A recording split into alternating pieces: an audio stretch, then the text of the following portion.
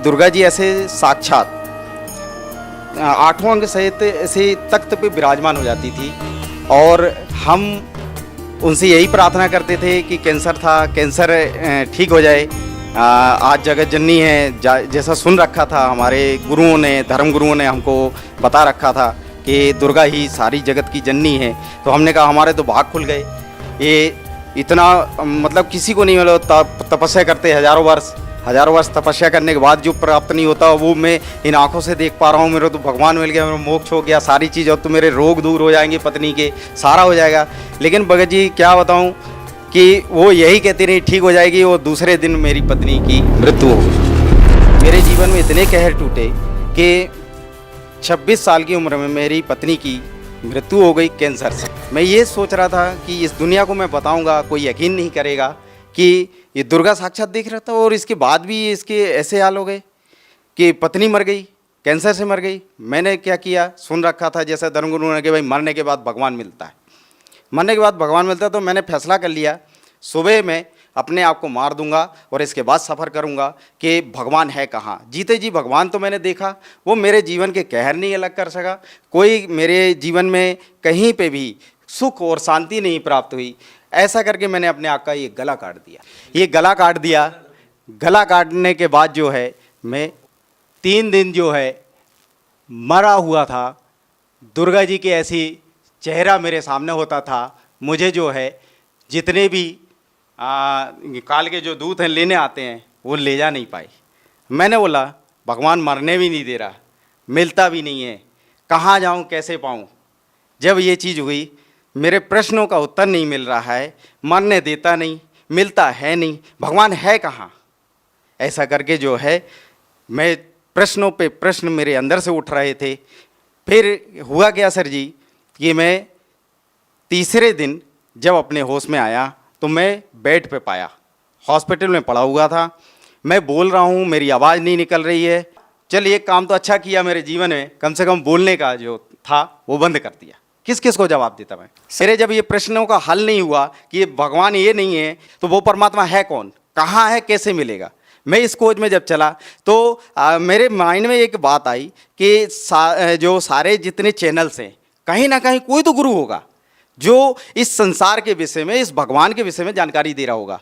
एक दिन जो है बंदी छोड़ सतगुरु रामपाल जी महाराज जी का चैनल देखा। उसमें बंदी छोड़ सतगुरु रामपाल जी महाराज जो है दुर्गा कैसे पैदा हुई, कहाँ से इसकी उत्पत्ति हुई, ये सदग्रंथों में प्रमाण करके सब कुछ बता रहे थे। और जैसा मैंने उनका ज्ञान सुना, मेरे तो पैर तले से जमीन ही खिसक गई कि ऐसा अनमोल ज्ञान, हे परमात्मा आप तो ऐसा अनमोल ज्ञान बता रहे हैं मालिक। मैं कहाँ खोज रहा था परमात्मा, आप तो यहाँ मिले मालिक मुझे। मैं तो कहाँ कहाँ ढूंढा, गला काट दिया परमात्मा। आपको तो ढूंढते ढूंढते मालिक आपने मुझे ऐसे ऐसे दर्शन दिए। हे परमात्मा मुझे शरण में ले लो मालिक, मेरा तो सब कुछ बर्बाद हो गया है। यहाँ दुनिया झूठ झूठ बोल बोल के और सबको बरगला रखी है, इनको सब मूर्ख बना रखा है, अपनी दुकानें चला रहे मालिक।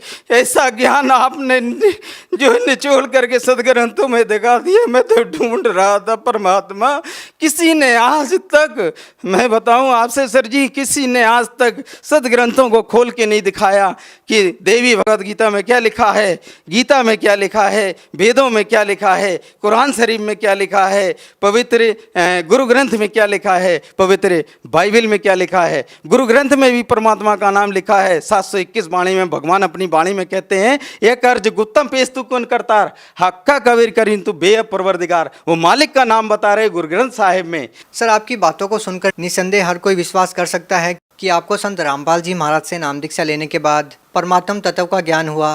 परमात्मा कौन है, कहाँ है, कैसे हैं।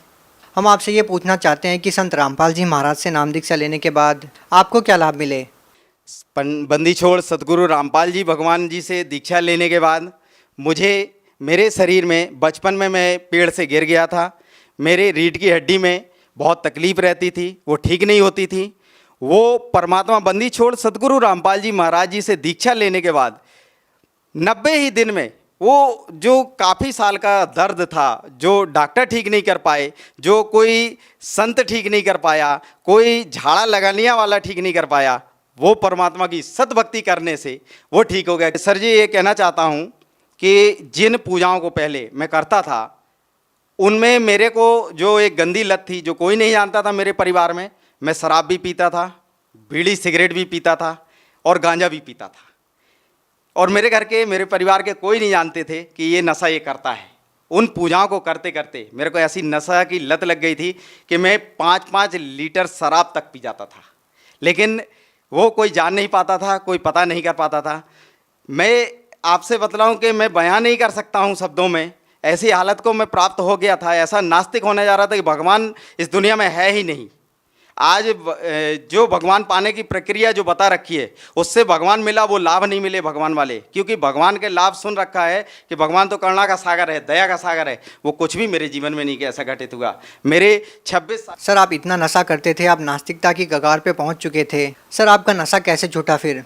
बंदी छोड़ सतगुरु रामपाल जी महाराज जी की शरण में जाने के बाद मैं सर जी आपसे बताऊं, मेरा नशा 1 सेकेंड में ही छूट गया। वो जो लत थी मुझे इच्छा ही नहीं हुई परमात्मा की शरण में जाने के बाद। सर अब आपको कितने वर्ष हो गए हैं कि आपने नशा नहीं किया? मैं जब से 26/1/2014 को मैंने परमात्मा बंदी छोड़ सतगुरु रामपाल जी की शरण में गया, उस तारीख से वो सारे नशे छूट गए एक ही पल में।